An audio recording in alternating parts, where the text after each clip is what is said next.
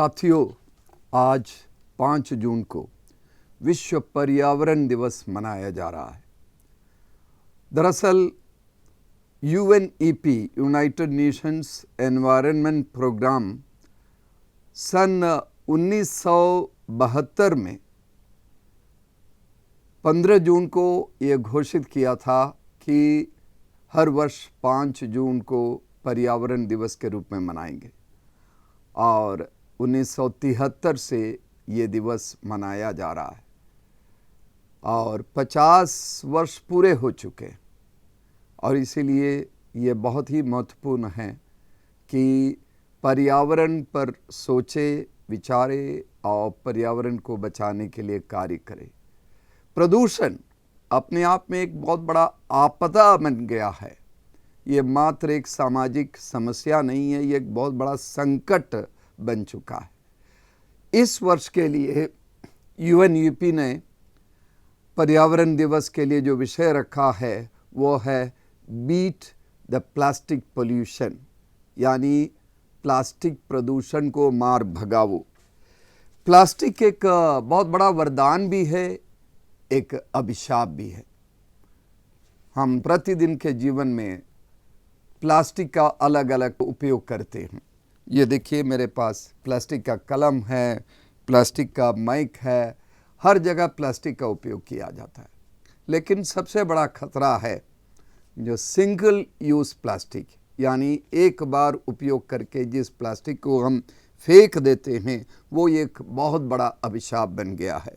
Single use plastic production जो है 40 crore ton है और विश्व में प्रत्येक मिनट 10 लाख प्लास्टिक बोतल खरीदी जाती है।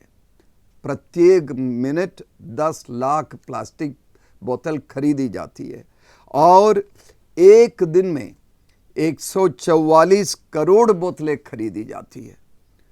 एक वर्ष में 5 ट्रिलियन प्लास्टिक बैग का इस्तेमाल होता है और ये सब फेंका जाता है और वो आपदा का रूप ले लेता है।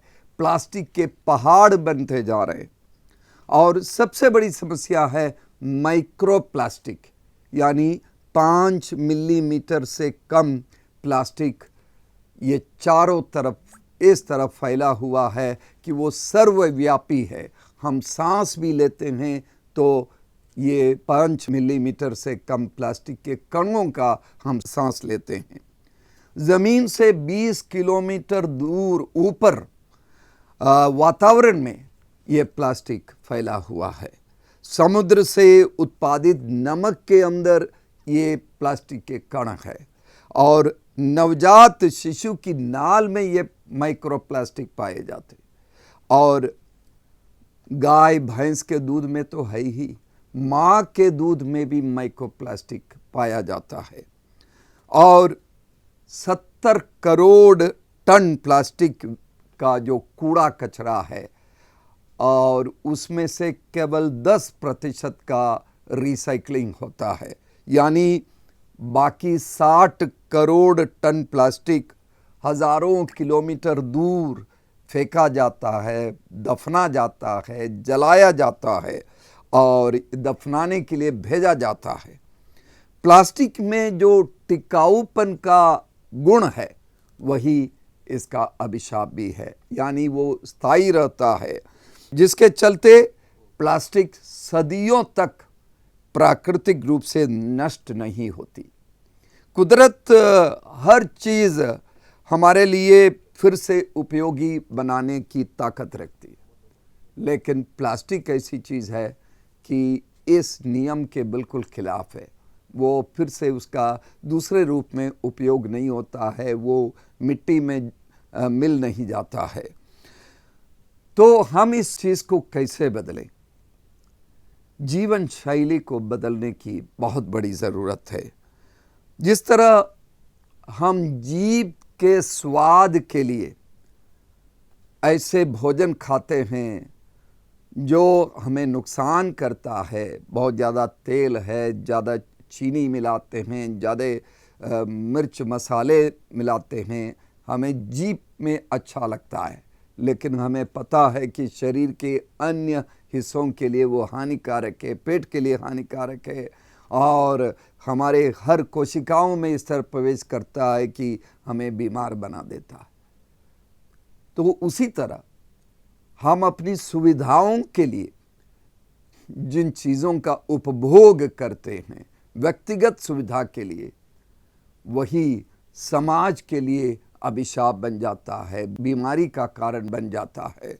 हमें अपनी व्यक्तिगत सुविधाओं को त्यागना पड़ेगा यदि हम धरती के प्रति अच्छी सोच रखते हैं, समाज के प्रति अच्छी सोच रखते हैं, अन्य लोगों के भलाई की बात सोचते हैं, पूरे ब्रह्मांड के भलाई की बात सोचते हैं, तो हमें कुछ इस तरह की सुविधा की चीज़ों को त्यागना पड़ेगा। ये सब दूसरों के लिए और संपूर्ण समाज के लिए हानि पहुंचाते हैं। जिस तरह हम एसी का उपयोग करते हैं और प्लास्टिक का लगातार हम उपयोग कर रहे हैं और प्राइवेट वाहनों का बहुत अधिक उपयोग करते हैं, इन चीज़ों को सीमित रखना होगा। हमें संयम का जीवन जीना होगा। व्यक्तियों को ही नहीं, सरकार को भी अपनी नीति बदलनी होगी। जो विकास के नाम पर विनाश का रास्ता जो अपना रहे हैं, ये बहुत खतरनाक है। उदाहरण के लिए हमारे देश के उत्तराखंड राज्य के पहाड़ों में चौड़ी चौड़ी सड़कें बनाई जाती है, जबकि ये रवि चोपड़ा नाम के व्यक्ति के नेतृत्व में जो एक कमीशन बना, एक समिति बनी, उनकी यह सिफारिश है कि पहाड़ों में केवल 5.5 मीटर की चौड़ाई में ही सड़क बननी चाहिए, उससे ज़्यादा चौड़ी नहीं होनी है। ये सुप्रीम कोर्ट का भी आदेश है, लेकिन इसका उल्लंघन करके 10 मीटर 15 मीटर चौड़ी सड़कें बना रहे हैं, जिससे पहाड़ों को नुकसान है और भूकंप हो रहे हैं और तमाम अन्य तरह की दिक्कतें हो रही है, मौसम में फ़र्क हो रहा है। वनों की कटाई उद्योग के लिए किए जा रहे हैं और सड़क के चौड़ीकरण के लिए वृक्षों की कटाई हो रही है। हो सकता है इसकी ज़रूरत है, लेकिन उसके बदले में बहुत सारे वृक्षों को नए तरीके से उगाने की ज़रूरत है। कोयले का असीमित प्रयोग थर्मल ऊर्जा के लिए जो किया जाता है और ईंट भट्टों में कोयले का जो बहुत ज़्यादा उपयोग किया जाता है, इस सब का असर समाज में है, हमारे चारों तरफ है। हमारे राष्ट्रपिता महात्मा गांधी ने बहुत सही कहा था कि कोई चीज़ अपनी जगह पर नहीं है तो वो कूड़ा है। प्लास्टिक के साथ भी यही सच्चाई है। वो अपनी जगह पर रहे तो वो कूड़ा नहीं बनेगा, लेकिन प्लास्टिक इतना ज़्यादा फैला हुआ है कि हर तरह वो कूड़े का रूप ले रहा है। प्लास्टिक जो है वरदान है, ये विज्ञान की देन है और वो वरदान अभिशाप में बदल चुका है। तो विज्ञान ही प्लास्टिक का विकल्प ढूंढे और कोई ऐसा नया विकल्प दे दे हमारे पैकिंग के लिए, रोज़मर्रा के जीवन के लिए। तो साथियों, हमें व्यक्तिगत रूप से संकल्प लेना होगा, कार्य करना होगा, सामुदायिक रूप से हमें कार्य करना होगा और हमारी सरकारी संस्थाओं को भी कड़ा निर्णय लेना होगा कि प्लास्टिक के प्रदूषण पर हम कंट्रोल करेंगे, काबू पाएंगे और एक बेहतर जीवन जीने के लिए हम अपनी दुनिया को बनाएंगे। आप सभी से अपील करता हूँ कि विचार करें और व्यक्तिगत जीवन में संकल्प ले और कार्य करे, ताकि प्लास्टिक का प्रदूषण और अन्य हर तरह का प्रदूषण समाप्त हो जाए और हम एक बेहतर दुनिया बनाएं।